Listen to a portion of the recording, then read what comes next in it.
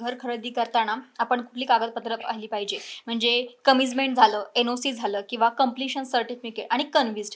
ह्या कन्सेप्ट खूप क्रिटिकल आहे सर्वसामान्यांना कळताना. त्या सोप्या भाषेत सांगायचं झालं तर ती कागदपत्र कशासाठी वापरली जातात आणि कशी चेक करणं महत्त्वाचं आहे? तर सगळ्यात पहिल्यांदा जेव्हा बिल्डरला कुठलाही प्रोजेक्ट सँक्शन करून घ्यायचा आहे किंवा बांधायचा आहे, तर तो सगळ्यात पहिल्यांदा जातो कॉर्पोरेशन किंवा पी-एम-आर-डी-एकडं.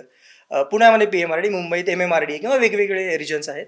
तर त्या संस्थेकडं तो आधी एक सँक्शन लेआउट दाखल करतो, जे आर्किटेक्ट बनवतात आणि मग त्याच्या थ्रू त्याला सँक्शन मिळतं, की ह्या XYZ प्रोजेक्टवर तू एवढं बांधकाम करू शकतो, एवढे फ्लॅट तिथं कन्स्ट्रक्शन त्याचं होऊ शकतं आणि त्यांचं अप्रुव्हल मिळतं.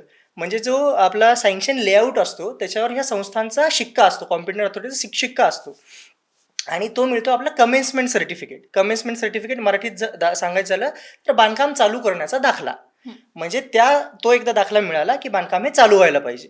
कुठल्या योग्य कॉम्पिटंट अथॉरिटीने हे दिलं असेल तर ते लिगल आहे. आपण बघतो की इलिगल कन्स्ट्रक्शन म्हणजे काय, ग्रामपंचायत वगैरे देतात. ग्रामपंचायतीला प्लॅन सँक्शन करण्याचे अधिकार नाहीत. त्यामुळे या सँक्शनिंग ऑथॉरिटीकडून सँक्शन झालं की त्याला म्हणतात कमेन्समेंट सर्टिफिकेट. मग त्याच्यानंतर काम चालू होतं. जेव्हा बांधकाम पूर्ण होतं आणि ती जागा राहण्यालायक होते, तेव्हा आपण त्याला म्हणतो, तेव्हा आपल्याला ती जी अथॉरिटी आहे ती देते कंप्लिशन सर्टिफिकेट किंवा भोगवटा दाखला.